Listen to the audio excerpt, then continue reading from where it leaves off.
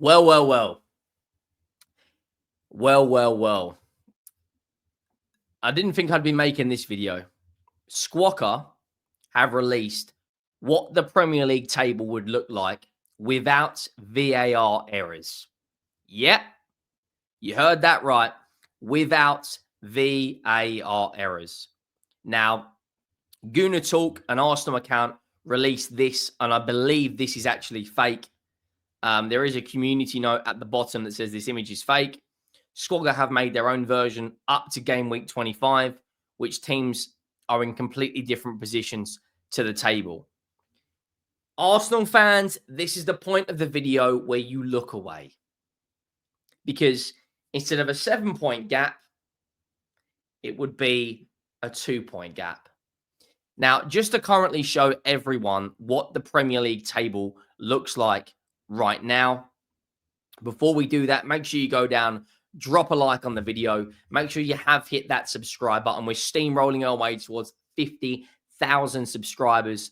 And as it stands, we've just hit 45K. So big up to every single one of you. We're under 5,000 away now. I want to bring up the current Premier League table so you get obviously a good understanding of the difference in points. Now, we all know what the Premier League table looks like. Liverpool top, Arsenal all the way down. Keep in mind the top two for a second. Now, I want to bring up this table. Big up to Squawka. This is legit as well. This is from their website. I can actually, before I actually bring that up, we can scroll to the very, very top. And the actual article says the Premier League table without VAR errors, the professional game match officials, LTD, PGMOL, says that last season, more than 100 errors were corrected by VAR. Still, the Premier League acknowledges much work must be done to improve the perception of VAR. Game week 24 was pretty quiet one in terms of VAR decisions, especially after what happened in game week 23. Now, this is what the table looks like. So instead of Arsenal being 7 points behind Liverpool, they would currently be 2 points behind Liverpool. Are we saying that VAR and the officials are responsible for 5 Premier League points for Arsenal? And when you think about it, the red card for Declan Rice in the Arsenal versus Brighton game, where he kicked the ball away, in the very same game, João Pedro kicked the ball away, was not penalised. Declan Rice was sent off. If Declan Rice was still on that pitch and it was 11 versus 11, because bearing in mind, Kai Havertz made it 1-0 from, I think it was Bukayo Saka assist to my knowledge, if I can remember that far back. They win that game, they see that out, right? Fair enough. So that's 2 points. Saliba, right? For the first time ever in a Premier League game, to my knowledge, I can't remember another time, Saliba wins a header, misses the header, and he's penalised, gives it as a penalty on João Pedro. João Pedro steps up, scores the goal. Do Arsenal see that out? I'm not entirely sure. The Saliba one on Bournemouth was a red card for me, no questions asked. Bournemouth go on and win that game 2-0. But at the very same weekend, Tosin Adarabioyo has a similar incident against Liverpool for Chelsea. He's not penalised, he's not red carded. In the same weekend, Mickey van der Ven against Crystal Palace, one of my players, just to show you I am unbiased when it comes to my football takes down, I think it might have even been Eze or John Philippe Mateta, is not given as a red card. Like, Bournemouth have had, would be up to 3rd in the Premier League, which means Bournemouth would be on 47 points. They're currently on 43. So we're saying that VAR are responsible for 4 Premier League points for Bournemouth. That could be the difference at the end of the season between them getting into a European place and not. Manchester United as well. I think they're another team that have been roughly penalised. They'd be on 30 points. Right now, they're on 29. So they're 1 point worse off. Wolves would be on 23 points. They're currently on 19. So Wolves as well have been done 4 points. They'd be up to 16th in the Premier League. Crystal Palace on this table would be on 32 points. They're currently on 30. That's absolutely insane. insane. You know, like I can't believe what we're doing here to say that at the end of the season, Arsenal may lose out on a Premier League trophy due to poor officiating.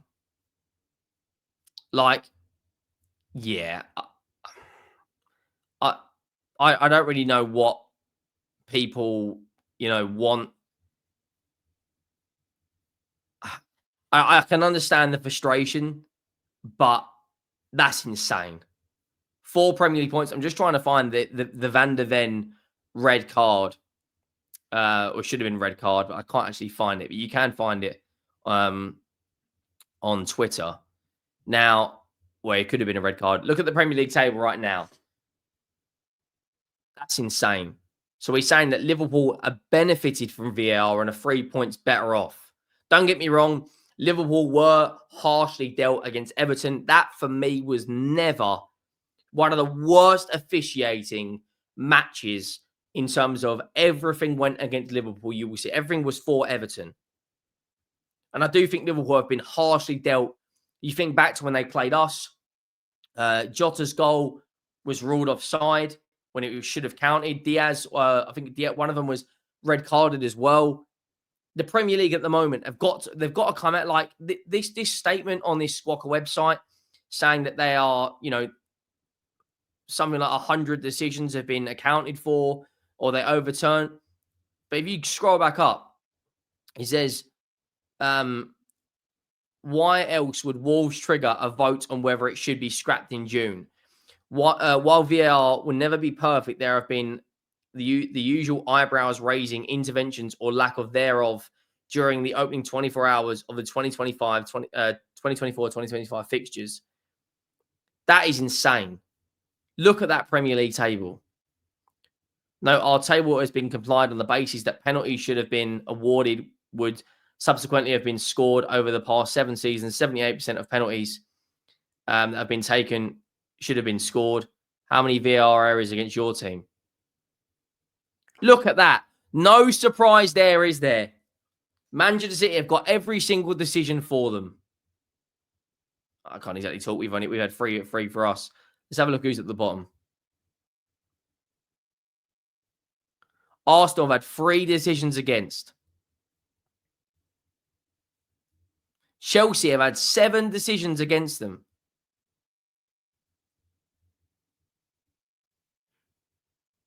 Wow. Wow. Chelsea have been done absolute dirt. Absolute dirt. But we are talking about the title race in this video, and Arsenal potentially could have closed that gap down to 2 points. It is insane. Absolutely insane. I'm very interested to see your thoughts, feelings, and opinions down in the comments. Let me know down below. Are you for VAR or are you against VAR?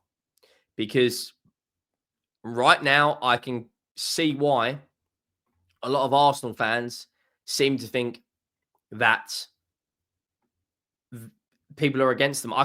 When you look at that and you look at how easily title races can be decided on a handful of points, it's very, very interesting that we are sitting here on the 18th of February and Arsenal could have been 4 Premier League points better off.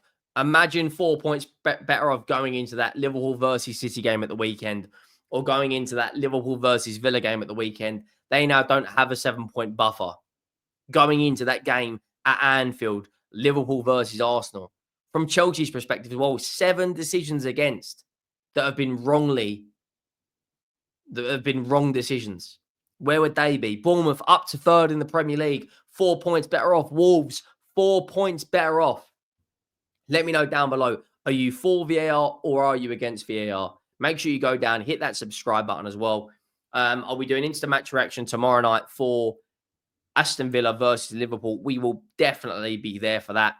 Drop a like on the way out. Make sure you have hit that subscribe button. And make sure to let me know down below. Are you for or against VAR? Thank you all for watching. I am